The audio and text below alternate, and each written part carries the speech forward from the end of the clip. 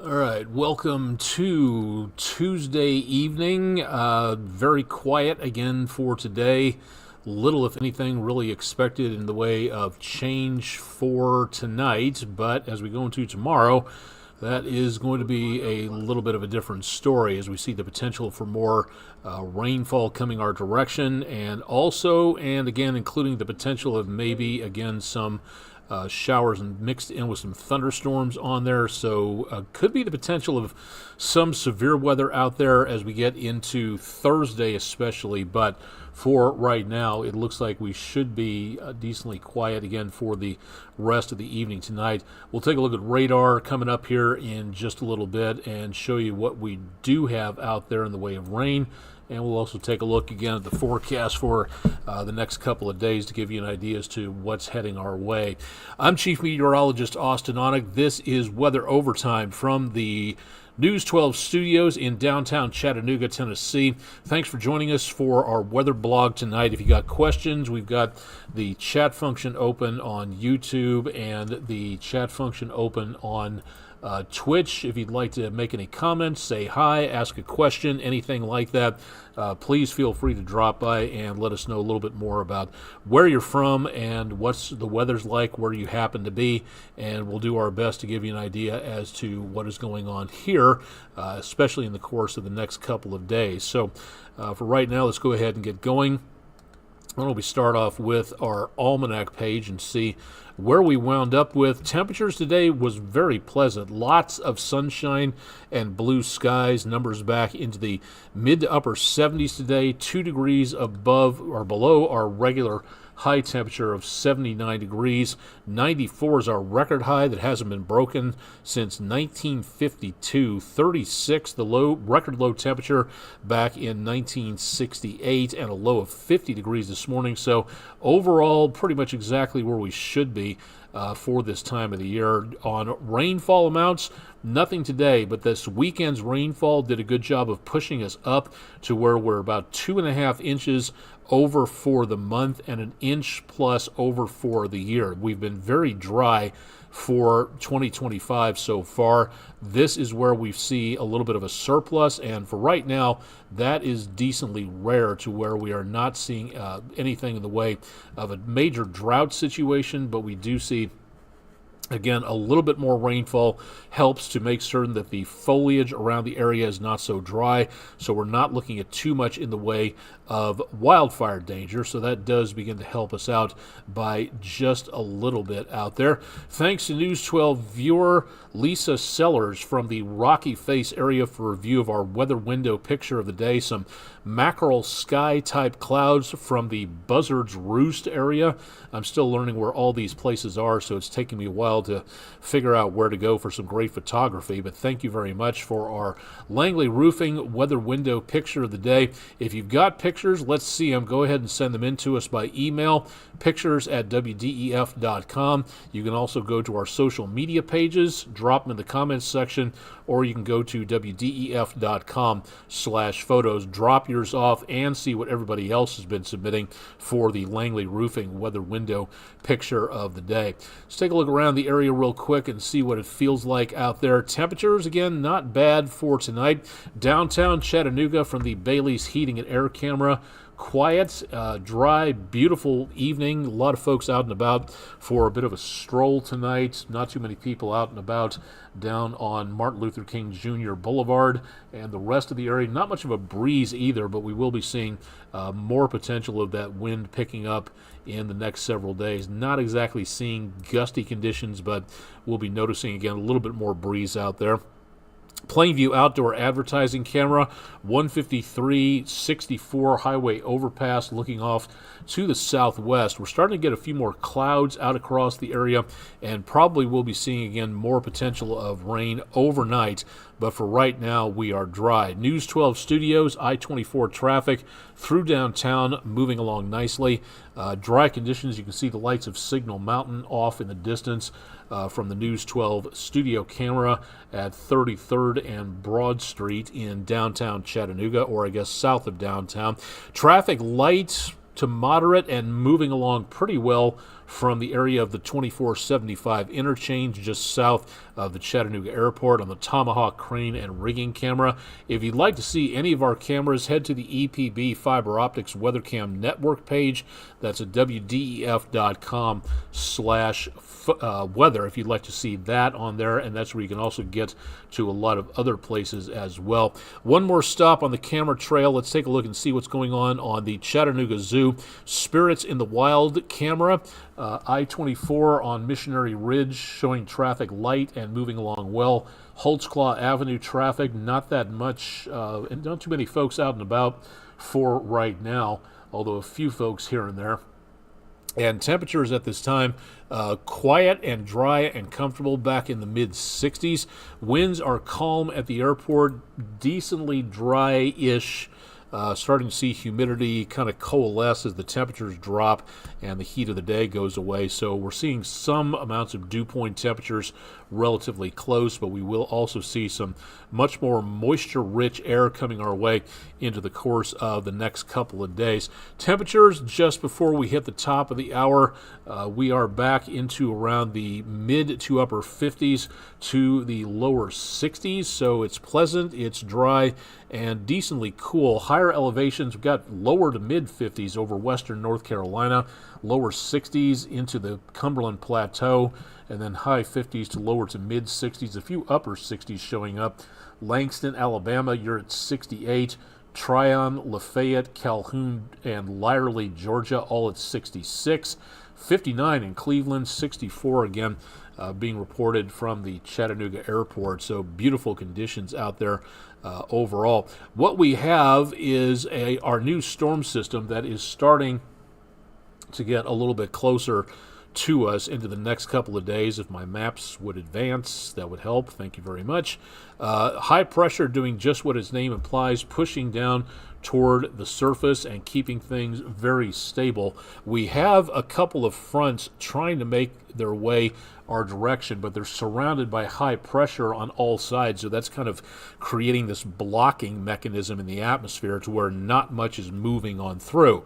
Well, then we have, again, this storm system right off the Gulf of Mexico, and that's drawing in moisture from the Gulf at this time, which is showing, again, more life here. This is a lot stronger than what it was yesterday. So this is going to be heading our way down to the south and stirring up some more showers and thunderstorms because of this, and that's where our next rainfall situation is coming from.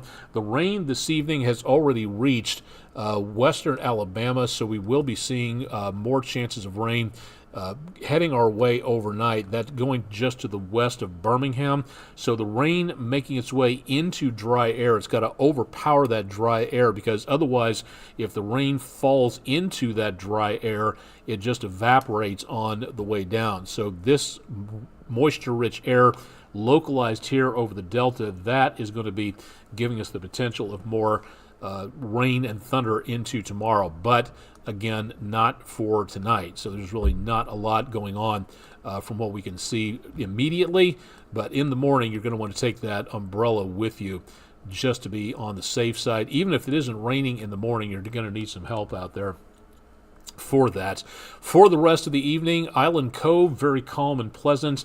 A beautiful night out there. We did have a beautiful sunset, just bracketed by a few clouds, so we did not see too much to worry about in the way of heavy amounts of rainfall at any point in time. But we are going to be seeing, again, throughout the rest of the evening, more clouds making their way our direction, and that is going to give us, again, the potential for less in the way of very warm weather over the next few days. So what we're going to be seeing right into the next day or two is going to be an increasing chance of showers and thunderstorms.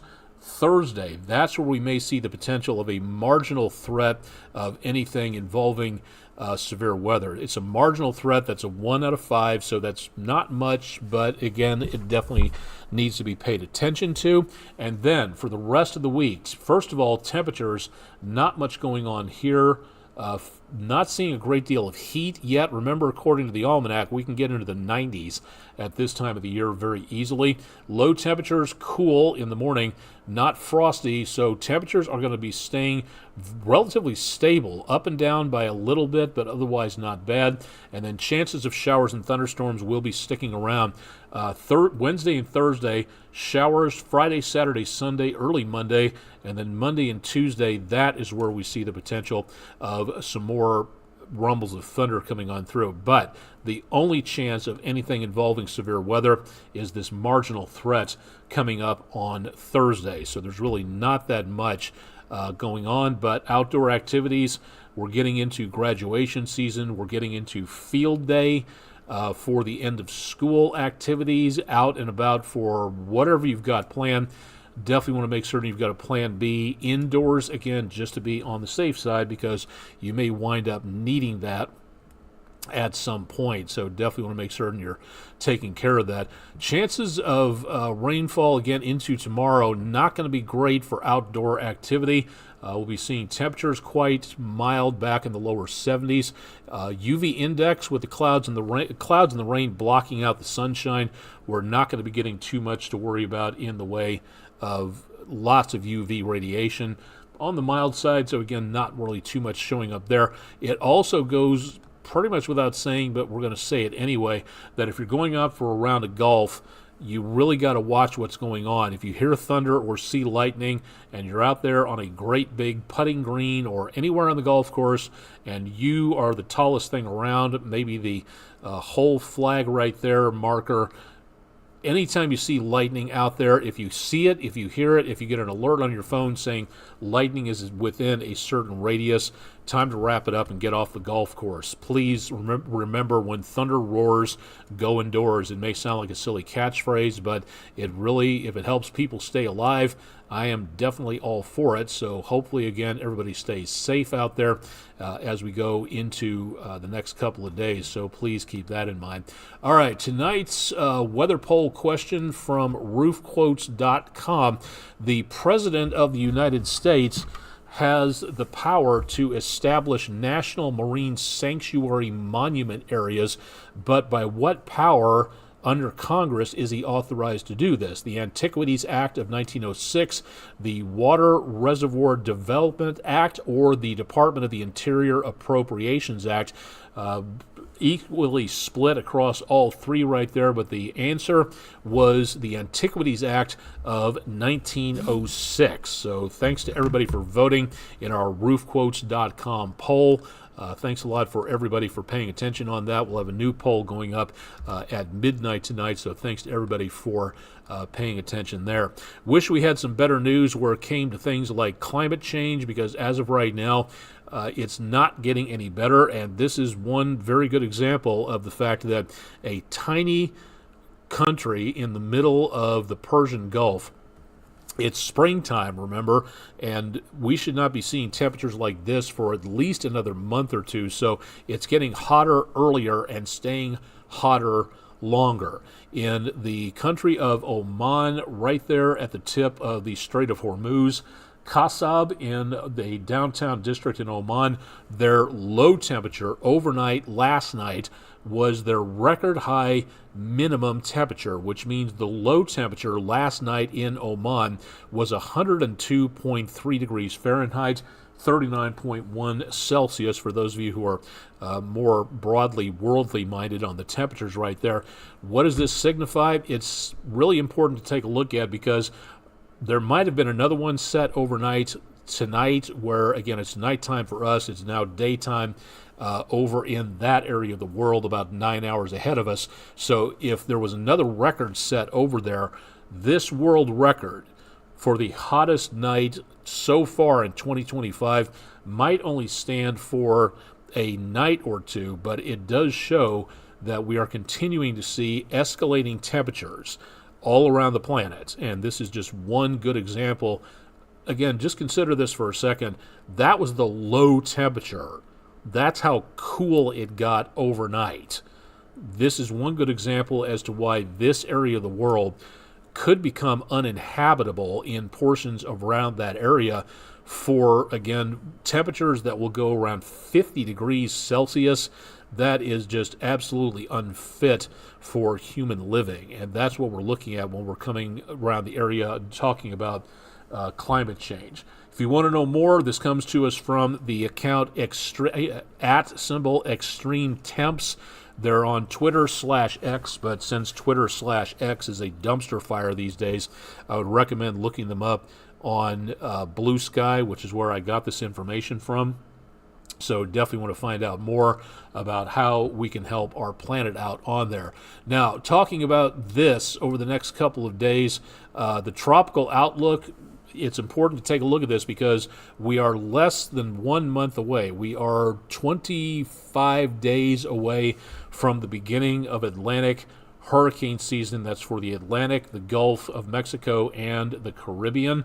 And then the Pacific hurricane season starts on May the 15th. It starts a little bit earlier over here thanks to heat levels and thanks to patterns of development. We'll start seeing more development areas here first than anything else. But into the Atlantic, it's going to be very important to keep an eye on what is going on and why and how and where and all of those questions out there. Because if you are going to take a vacation to Florida, the Keys, out into around Hispaniola, the East Coast, the Gulf Coast, and you have the potential of, again, storms forming and heading this direction, you don't want to be heading toward a place where everybody else is going to be heading out of, because that storm could be making landfall very soon. Now, it's rare for these storms on the Pacific to hit this area of Mexico and the West Coast, but they can happen.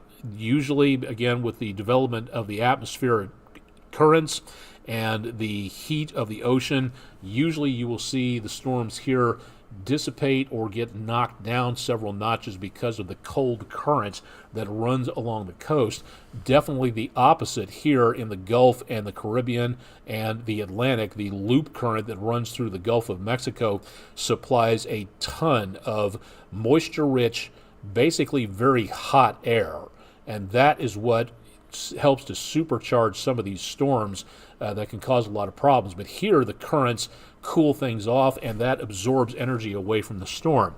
Now, why are we taking a look at this? Again, because hurricane season is starting. So you, if you are traveling, need to watch what is going on with this area of, well, any coastline could be affected by this. And that's why the National Hurricane Center has started again for this year, Hurricane Preparedness Week 2025. It's a week filled with topics for the public to take a look at and to make certain that you know what and why and how these storms work.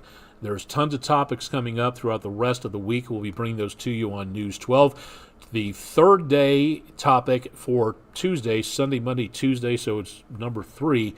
Topic today is understanding the forecast information and about how the government is not lying to you when it comes to hurricane forecasts. It is not trying to hurt anybody. It's trying to get as many people as informed as possible and to make certain as many people stay as safe as possible on there. Paying attention to these forecasts can really help you understand what's going on. And again, relying on the forecast from the Hurricane Center, the National Weather Service office, from NOAA in general, can help you stay safe and can help you understand more about what's going on. Knowing the difference between the alerts, the watches, the warnings, the advisories, anything like that can really help you understand how serious these situations are and how deadly they can be. So this is something that really needs to be paid attention to. Focusing on potential impacts regardless of storm size or category, and then also knowing that deadly hazards can occur well outside of the forecast zone. The worst possibility of anything out there is going to be the possibility of storm surge, to where you have the level beach area, which again sort of like the zero marker for anything involving floods. Picture that storm moving over that, pulling up this ginormous wall of water, which works its way over the beach to a tune of 10, 20, 30 feet. that's a wall of water. That is something that will have debris and wildlife swimming around in it. It'll be dangerous enough as it is. If you're stuck inside a building, you're going to get washed away or you might drown. Your chances of survival are very, very slim. So understanding the dangers about all this is what Hurricane Preparedness Week is all about. So please consider looking at this website and getting information on this. Now, I know, again, that we do not live in a hurricane-prone area, so to speak. We get leftover storms, but we do not get direct hits from anything involving these storms that pass on through. We can get, again, the after effects here, but we're not on the coastline. I realize that, so why am I telling everybody about this? Because you might be traveling to a beach or a location that is going to be close enough to be affected by one of these monster storms. You might have people that live in the path of these storms that need to understand what's going on, and maybe you know people who have never paid attention to the forecast.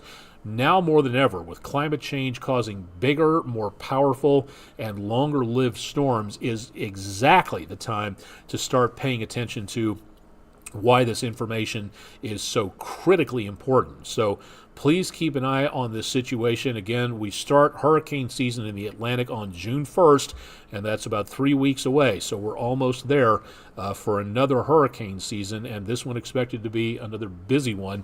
So we will be watching that. But in the meantime, if you have friends or loved ones who live along the coast who need to know this information, go ahead and point out this website to them and urge them to stay safe, to follow more information, again, about these topics that NOAA is pointing out. And again, this is done by NOAA. No other private forecasting firm can do what NOAA does. So a certain project that's trying to gut NOAA from the inside out by using a puppeteer South African billionaire, this is unfair to treat NOAA that direction, and especially all the people who work for NOAA. So this is very important to know that NOAA does study climate change, and that's important because that's part of their charter, because that helps everybody stay safer. Demolishing a established weather studying facility within the federal government just to get rid of the words climate change because you don't like the idea of people talking about the words climate change because you consider it to be a hoax, that's very short-sighted of you. And this certain project really needs to reverse course and see the damage that they are causing out there. This is not fooling around. The less weather information we have to make forecasts with, the less accurate we become, the more people are in danger, and that is what the project and the South African billionaire are doing to this country. This is why you need to call your congresspeople and say, enough is enough. This is not something that we want to have happen to our National Weather Service. A lot of the damage has been done, but it's not too late to reverse course and get a little bit more common sense back into things. So if you haven't contacted your representatives, say, enough with Doge, enough with the South African billionaire, enough with all this absolutely ridiculous backwards thinking project with a certain year on it. Enough is enough already. This is messing around with the safety of the citizens of the United States and our ability to forecast weather, to help forecast weather around the rest of the world. So now's the time to consider, again, what is going on in regards to weather and why and how this type of situation is handled. So please consider, again, what is going on here, and keep it tuned to News 12, and we'll keep you advised on what's going on. Another good way that NOAA helps keep us safe is to help keep us informed and educated, and the Weather 101 program from the National Weather Service in Nashville is in its final weeks. The final topics have been announced. They'll be coming up between now and Wednesday, May the 21st.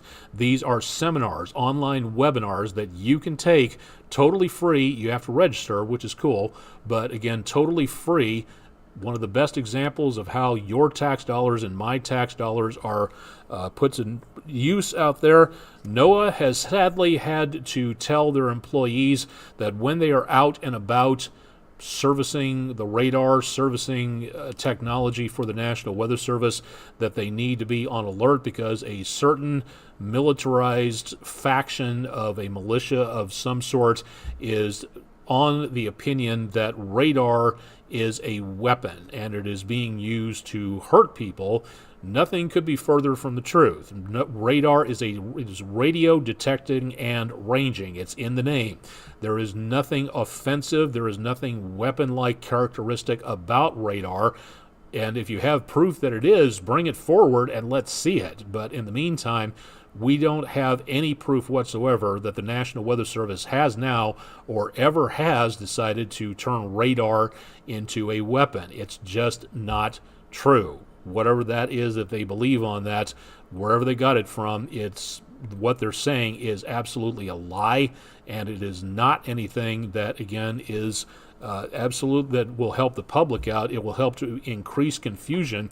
But stating what radar is, it's a tool to help detect storms and help keep people safe. That's it. That's all. That's what it is. So again, if you'd like to know more about what radar is, heck, when you tune in for this, ask the meteorologists and the personnel at National Weather Service Nashville, is weather radar a weapon? And has the National Weather Service somehow, nobody can point to how, weaponizing a radar? It's not possible. It's scientifically not possible to weaponize a radar to turn people's brains into jelly, to affect wildlife, to drive whales on shore, to cause people to start smoking, to cause people to stop smoking. The same thing applies to the conspiracy theory about chemtrails. Some people say they exist. If you talk about the contrails, the condensation trails that come out of the airplanes, those exist. And yes, they are made of chemicals, but in order to change somebody's biology, change somebody's intelligence level, anything of that nature, there is no such thing as chemtrails. Likewise, radar, again, is not anything having to do with a weaponized technology. It's not true. It never has been. And I feel sorry for the people who actually believe the conspiracy theories that say, yes, it is. You're being lied to. The radar is a weapon, and we can't tell you exactly how, but we know that it is. So make sure you tell everybody that it's a weapon, so you're more fearful of the situation. That's wrong in so many respects. It's not even funny. But if you'd like to know more about radar, tomorrow, 7 p.m. Central, weather.gov/OHX. If you'd like to know a little bit more about what's going on there. All right. What else do we have to talk about here? I believe we have one more thing, if I can find it. Anybody from Barron's radar is working, I would love to know more about how to color code these individual cells on here. Getting up and about in the morning, there will be the potential of more showers and thunderstorms, dawn patrol onwards. So if you're taking the pupper for a walk, be ready again for the potential of some showers and thunderstorms out there. Rain gear if necessary. If there's lightning around, might have to take the dog out later when the rainfall quits for a little bit. But please remember, when thunder roars, go indoors and stay there. Thanks a lot to News 12 viewer Gina Webb from Soddy Daisy for a view of Pupper Cody, enjoying the flat top mountains. That's our pupper picture of the day for our dog walking forecast. You can submit your pictures at wdef.com/dogwalk. Been on for just about 30 minutes. We've been doing pretty good for the last couple of nights, so nice to be able to see everybody here. And again, if you have any questions, we'd love to see anything about what you're taking a look at or what kind of questions you may have. All you have to do is, again, go to my website, my section of the website, email address at aonic@wdef.com. You can reach our website at the bottom of the screen at wdef.com/weather if you'd like to see anything more or, again, have any questions that we can answer on there. Chip Chapman will have more on your forecast bright and early on Wednesday morning, and I'll have more coming up again tomorrow night, but definitely want to pack the rain gear for Wednesday as we see that potential sticking around for the next several days from what it looks like for right now. I'm Chief Meteorologist Austin Onek. This has been Weather Overtime for Tuesday night, the 6th of May. Thanks for joining us. Stick around for more with News 12 on News 12 at 11. And again, Chip's on with Daybreak in the morning.